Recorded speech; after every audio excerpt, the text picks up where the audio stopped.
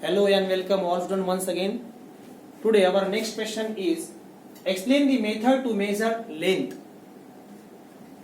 In our previous lecture, I already told about the length. Length means what? Distance. Distance it may be long or short. The short distance we can measure by using the direct method, and the long distance we can measure by using the indirect method. प्रश्न काय विचारलेला आहे लक्षात घ्या आधी. Explain the method to measure length. तुम्हाला length measure करायची आहे आणि या लेंथ मेजर करण्याच्या ज्या पद्धती आहेत त्या तुम्हाला एक्सप्लेन करायच्या आहेत.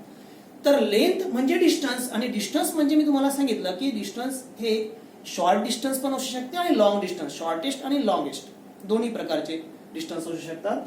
आता शॉर्टेस्ट डिस्टन्स म्हणजे कोणतं की जे मी तुम्हाला सांगितलं की the shortest distance we can measured by using the direct method and the longest distance we can measure by using the indirect method. The shortest distance कुठला आहे बघू आपण.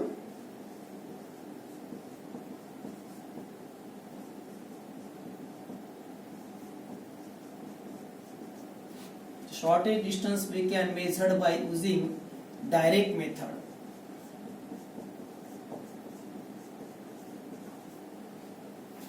बघा आपल्याकडे एक कपडा आहे आणि कपड्याची लेंथ आपल्याला मेजर करायची आहे. कपड्याची लेंथ काय करायची आपल्याला मेजर करायची आहे. मग कपड्याची लेंथ मेजर करत असताना आपण कशाचा यूज करणार आहोत? मीटर स्केलचा यूज करणार आहोत, राईट. मग या ज्या मीटर स्केलचा यूज आपण कपड्याची लेंथ मेजर करताना करतो त्याच मीटर स्केलचा यूज प्रत्येक गोष्ट मेजर करताना होईल का? नाही. प्रत्येक गोष्टीची लेंथ मेजर करत असताना मीटर स्केलचा यूज होत नाही. ओके, म्हणजे त्याला सुद्धा एक लिमिट ठरवलेली आहे. म्हणून आपण या ठिकाणी म्हणू शकतो the length from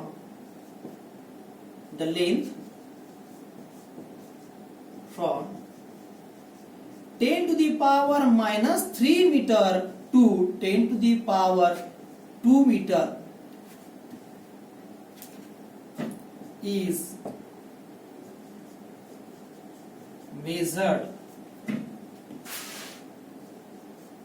by using metre scale. बघा जी लेंथ आहे 10 to the power minus 3 metre ते 10 to the power 2 मीटर पर्यंतची जी लेंथ आहे ती मीटर स्केलनी मेजर करतात. कशाने मेजर करतात? मीटर स्केलनी. 10 to the power minus 3 metre म्हणजे किती? 1 mm, 1 मिलीमीटर. म्हणजे याचा अर्थ असा होतो की मीटर स्केलनी आपल्याला 1 मिलीमीटरच्या वरची लेंथ मेजर करता येईल, परंतु 1 मिलीमीटरच्या आतमधली लेंथ तुम्हाला मेजर करता येणार नाही. म्हणजे जर तुम्हाला या पेनापेक्षाही जर एखादी बारीक जो पेन असतो तो पेनचा डायमीटर जर तुम्हाला मेजर करायचा असेल तर तो डायमीटर आपल्याला आपल्या मीटर स्केलनी मेजर नाही करता येणार, कारण की तो 1 mm पेक्षाही जर छोटा असेल, एकदम बारीक पेन किंवा याच्यामधली रिफिल म्हणूयात आपण एका पेनामधली जर मेजर करायचा असेल तर तो आपल्याला स्केलने मेजर करता येईल का? नाही. मग त्याचा जर डायमीटर मेजर करायचा असेल 1 mm पेक्षाही जर कधी करायचा असेल तर तो मीटर स्केलने आपल्याला मेजर नाही करता येणार. म्हणजे मीटर स्केल ची लिमिट ठरलेली आहे 10 to the power minus 3 metre to 10 to the power 2 metre. याविषयी जास्त होऊ शकेल.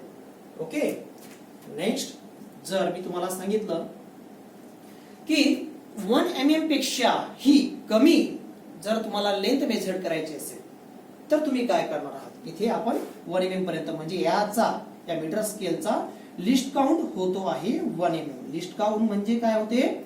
लिस्ट काउंट म्हणजे कमीत कमी मीटर स्केलचा उपयोग या 1 mm पेक्षा जास्त आपण लेंथ मेजर करू शकतो. 1 mm पेक्षा कमी नाही, कमीत कमी 1 mm एवढी लेंथ आपण मेजर करू शकतो. चला बघू याच्यानंतर बघूया की 1 mm पेक्षाही कमी लेंथ मेजर आपल्याला करायची असेल तर आपण कशाचा यूज करणार आहोत? Vernier calliper. Vernier caliper is used to measure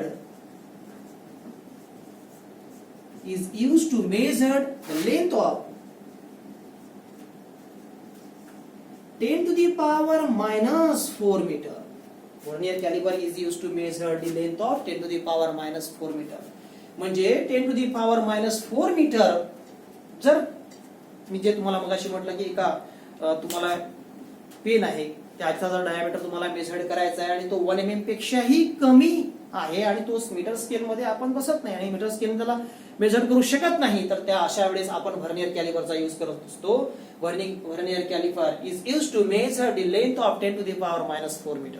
vernier calliper काय कन्सेप्ट आहे, व्हर्नियर कॅलिपर काय कोणता डिव्हाइस आहे, कसा दिसतो, कसा आहे, तो मी तुम्हाला प्रॅक्टिकल मध्ये दाखवणार आहे.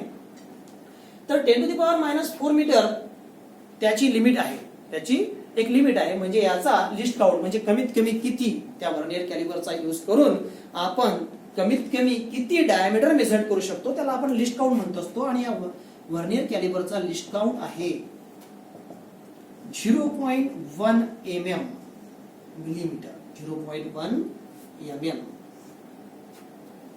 ओके. आता बरेच जणांच्या डोक्यात आलं असेल की सर की या 0.1 mm पर्यंत इतका बारीक डायमीटर आपण मेजर करू शकतो या व्हर्नियर कॅलिपरने, पण याच्याही पेक्षा जर कधी बारीक जर एखादी वस्तू आहे, तार आहे बारीक, आणि त्याला आपल्याला मेजर करायचं आहे, त्याचा डायमीटर मेजर करायचा आहे, तर मग आपल्याला काय करावं लागेल, तर आपल्याकडे स्क्रू गेज आहे. The screw gauge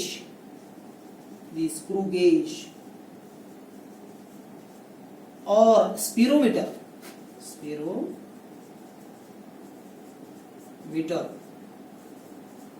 we can use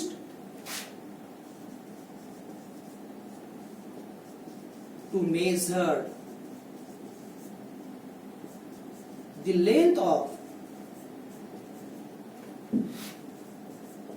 10 to the power -5 metre. 10 to the power -5 metre म्हणजे 0.1 mm पेक्षाही जर लहान डायमीटर जर कधी असेल आणि तो जर आपल्याला मेजर करायचा असेल तर आपण स्क्रू गेज किंवा स्पिरोमीटरचा यूज करून त्याला मेजर करू शकतो. पण या स्क्रू गेज किंवा स्पिरोमीटरचा लिस्ट काउंट काय असेल, म्हणजे यामध्ये आपण कमीत कमी किती डायमीटर असलेला एखाद्या वस्तूचा डायमीटर आपण त्याला मेजर करू शकणार आहोत, तर याचा लिस्ट काउंट आहे 0.01 mm. mm म्हणजे काय, मिलीमीटर. ओके. तर हे सर्व ज्या झाल्या डायरेक्ट मेथड झाल्या, ह्या काय झाल्या डायरेक्ट मेथड. म्हणजे याचा अर्थ असा होतो की तुम्ही एका गावापासून तर एखाद्या दुसऱ्या गावापर्यंतचं सुद्धा डिस्टन्स मेजर करू शकता, हे सुद्धा डायरेक्ट मेथड मध्ये येईल. ओके. परंतु जर सपोज तुम्हाला या अर्थ पासून तर मून पर्यंतचा डिस्टन्स मेजर करायचा आहे, मग त्या ठिकाणी तुम्ही कुठली मीटर स्केल वापरणार आहात, अशी मीटर स्केल आपण आपल्याकडे अवेलेबल आहे का, अशी आपण तयार करू शकतो का एवढी मोठी मीटर स्केल, आपण अशी एवढी मोठी मीटर स्केल तयार करू शकत नाही. पण जर सपोज आपण तयार केली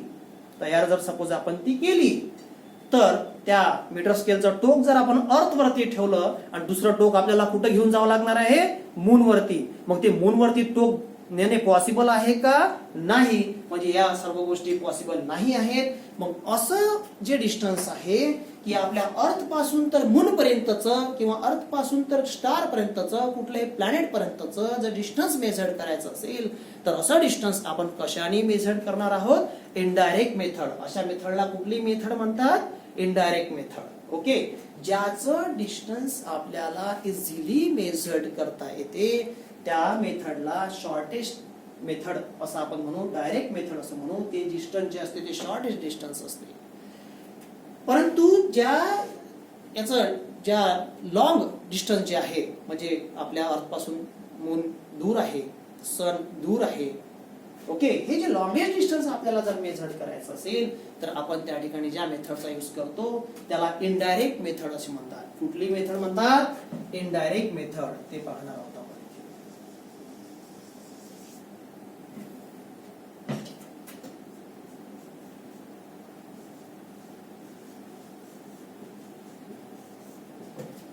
Longest distance.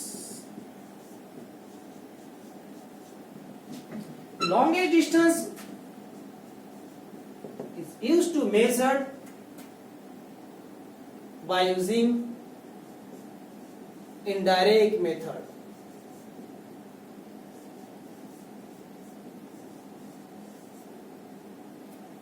The longest distance is measured by using indirect method. For example, parallax method.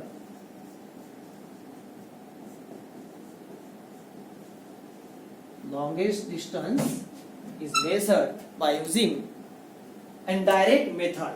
For example, parallax method. आपल्याकडे कुठली मेथड आहे? एक पॅरलॅक्स मेथड अशी मेथड आहे की त्या मेथडचा यूज करून आपण कुठलं डिस्टन्स मेजर करू शकतो? लॉंगेस्ट डिस्टन्स मेजर करू शकतो. हे पॅरलॅक्स मेथड काय कन्सेप्ट आहे बघा.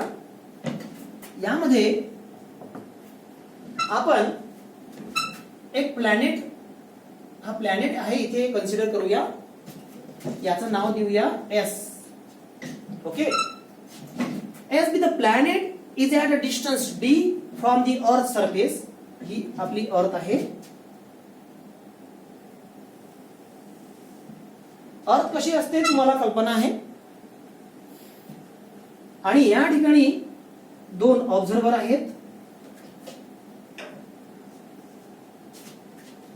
विशिष्ट अंतरावरती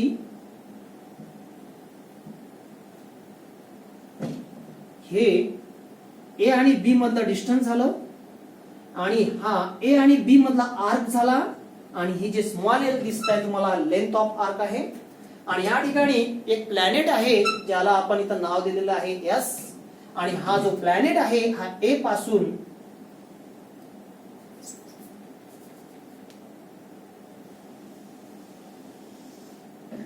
डी एवढ्या अंतरावरती आहे.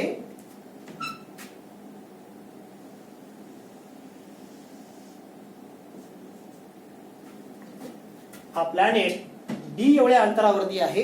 ए आणि बी हे ऑब्झर्वर आहे. Okay. S B the planet is at a distance d from the earth surface. Now A and B are the observer is separated by a distance small b. Is separated by a distance small b. Small l means what here? The length of arc. Length of arc.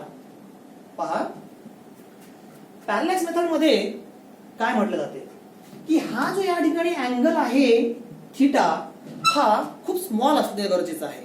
का? कारण की ए आणि बी हे जे दोन observer आहेत अर्थ वरती, हे दोन ऑब्झर्वर आहेत ए आणि बी.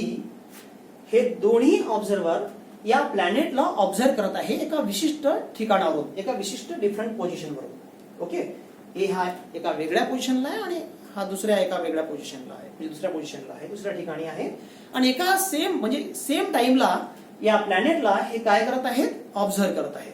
ओके. परंतु जर हे जे ऑब्झर्वर आहेत हे दोन्ही खूप जास्त अंतरावरती आहेत, म्हणजे याचा अर्थ असा होतो की जर जास्त अंतरावरती आहेत, आपण या ठिकाणी जे डॉटेड लाईन दाखवलेली आहे हे ए आणि बी मधलं डिस्टन्स झालं. हे जास्त अंतरावरती असल्यामुळे या ठिकाणी तुम्हाला आर्क पण दिसतो आहे. मग हा स्मॉल एल झालेला आहे. या जो स्मॉल बी म्हणजे ही डॉटेड लाईन आणि स्मॉल एल म्हणजे हा आर्क. तुम्हाला बी आणि एल मधला जर मी डिफरन्स विचारला तर तुम्हाला कळाला असेल की या ठिकाणी स्मॉल एल जो आहे हा लेंथ ऑफ आर्क ह्या स्मॉल बी च्या लेंथ पेक्षा जास्त दिसतो आहे. परंतु आपल्याला या स्मॉल एल ची लेंथ म्हणजे हा लेंथ ऑफ आर्क आणि हा स्मॉल बी हा इक्वल असणं गरजेचं आहे. मग हा इक्वल केव्हा होईल? ज्या वेळेला हा जो अँगल आहे थीटा हा खूप स्मॉल असेल. हा कसा असेल? खूप स्मॉल असेल. बघा कसा. हा मी या ठिकाणी एस काढलेला आहे.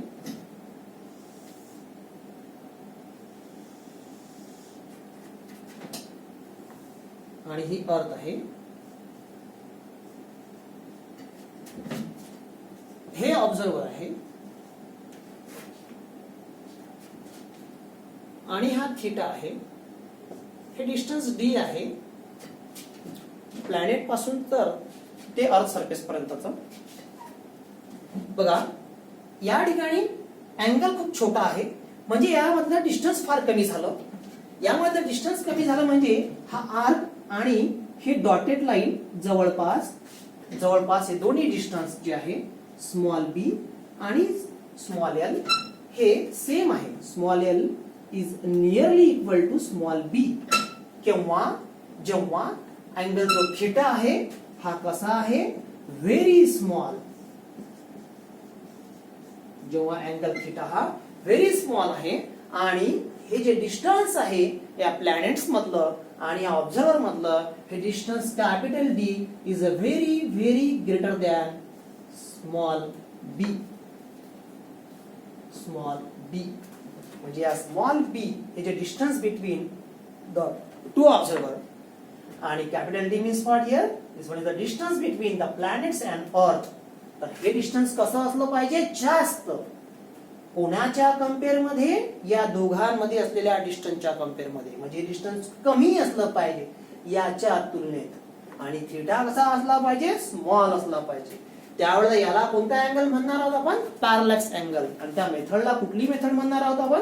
Parallax method. यामध्ये मग आपण हे जे कॅपिटल डी आहे, आपला मेन मुद्दा काय होता की या ठिकाणी मून आहे किंवा कुठलाही प्लॅनेट आहे आणि याचं काय मेजर करायचं होतं आपल्याला?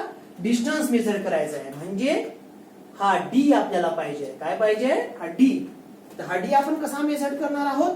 तर बघा, आपल्याकडे फॉर्म्युला काय असतो? Theta is equal to arc upon radius. Arc upon radius.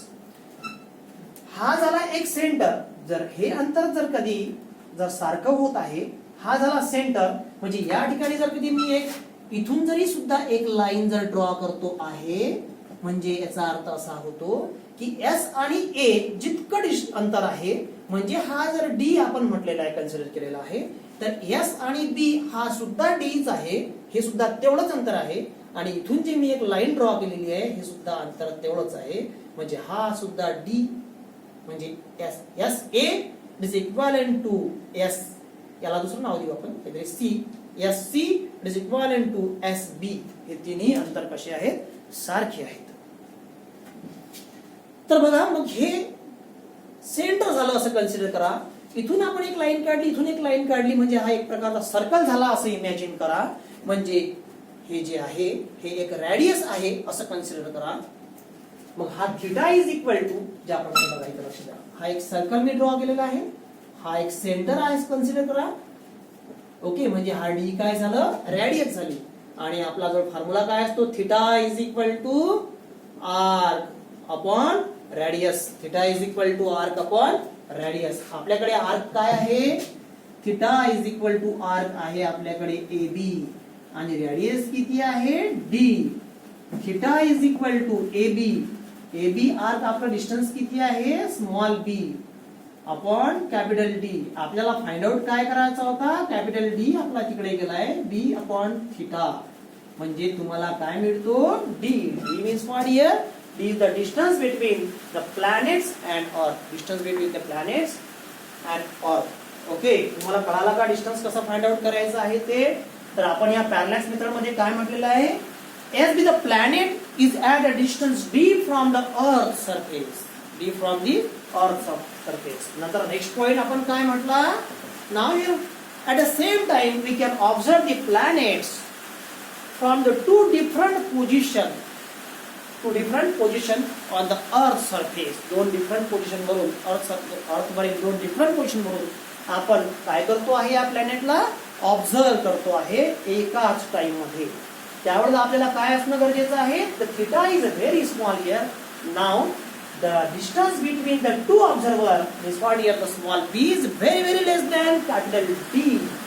Capital D असं असणं गरजेचं आहे. त्यावेळेला आपल्याला काय घेता येईल? Then theta is equal to arc upon radius. Then here we have to get D is equal to small B upon theta. हा एक स्टँडर्ड फॉर्म्युला आहे, लक्षात घ्या. हा एक स्टँडर्ड फॉर्म्युला आहे. Theta is equal to arc upon radius. Okay, तर आपण या ठिकाणी हा explain the method to measure length हा क्वेश्चन समजून घेतलेला आहे. यामध्ये लक्षात घ्यायचं आहे की शॉर्टेज डिस्टन्स आणि लॉंगेस्ट डिस्टन्स दोन प्रकारचे डिस्टन्स असतात. शॉर्टेज डिस्टन्स कसं मेजर करतात? डायरेक्ट मेथडनी. आणि लॉंगेस्ट डिस्टन्स कसं मेजर करतात? तर एक इनडायरेक्ट मेथडनी. त्याला आपण पॅरलॅक्स मेथड सुद्धा म्हणतो. ओके, तर आपण इथे थांबूया.